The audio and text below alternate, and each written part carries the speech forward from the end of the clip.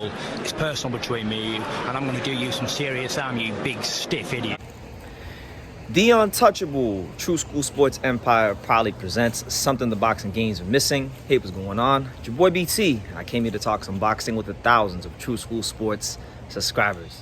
All right, so real interesting stuff coming out the heavyweight division. You know, Deontay Wilder is going to be fighting on that really interesting December 23rd card out there in Saudi with all the heavyweights. You know, he's got a really good fight with Joseph Parker coming up, and he was speaking to the media, and he was speaking about, his future in boxing, and he was asked on the Brian Custer Last Stand podcast, shout out to Brian Custer, about a potential fight with Francis Ngannou, which, would make a lot of sense. Ngannou gave a great account of himself with Tyson Fury.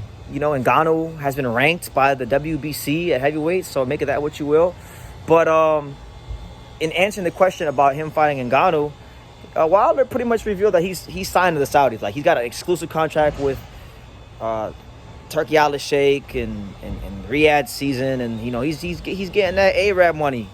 Shout out to Busta Rhymes. Where the Busta Rhymes? But I feel like there's gonna be a trend, for a lot of these fighters signing these exclusive deals with Saudi, and good for Wilder because, I'm sure maybe he probably might still be advised by Al Haymon. I'm not sure what the deal is, if he's still advised by Al Haymon or whatnot. But if just good for him to take his career into his own hands and get some fights for himself. Because a lot of these Al Haymon fighters ain't getting fights. They twiddling their thumbs and they're waiting for a year and some change to go by. And it's not good for a fighter's career or market value to be fighting so infrequently, especially when you're someone that's entertaining and that's fun to watch and punches as hard as Deontay Wilder. So good for him. As far as what could be next for him in Saudi, now that he's revealed that information to us, that he's going to be signing the Saudis and the next couple of fights will be with the Saudis, I feel like AJ and Ngannou are going to be the fights for him. It's come to my attention that someone brought it to my attention recently that the Saudi Arabians also fund the PFL. They do put money into the PFL. And so Ngannou and Wilder in the PFL could be an option. I know Wilder has teased about fighting in MMA. That could be an option. But I do think, if he signed a contract, Wilder, if he signed a contract exclusively with the Saudis to fight, you can't think that a Joshua fight wasn't put into that deal. At the end of the day, you gotta call a spade and ask yourself the question, why? First of all, let's unpack this. Why is Saudi Arabia even in boxing? Is Saudi Arabia in boxing because they love boxing? I don't think so, quite. I mean, I think they might love boxing to a degree.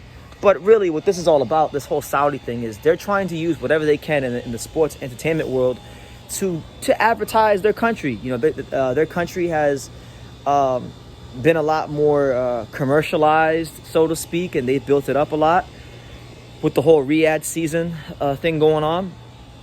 So they want to advertise their country to the world. They want to entice the world to come to Saudi Arabia. Now, for me personally, it's no disrespect. I don't have any ambition to go to the Middle East. Look, y'all see that sun?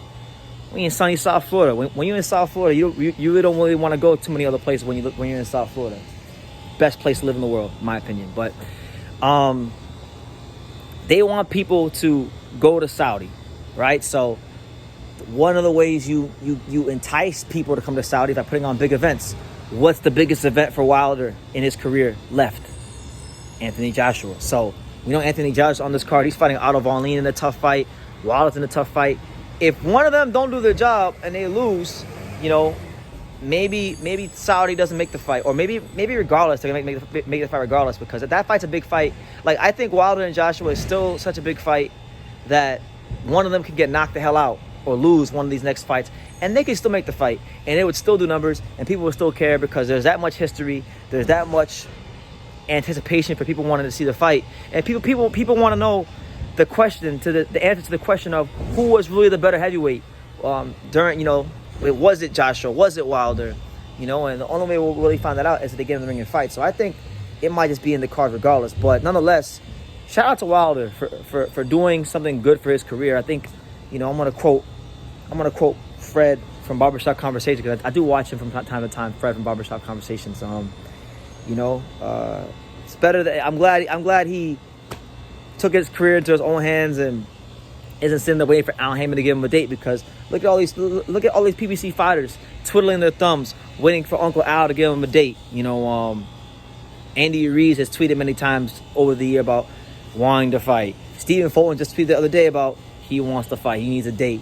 So my thing is, it's a common theme within the PBC business model for fighters to not be fighting. And then look for all the, you know, to quote Rick Glazer, for all the Haymonites, right?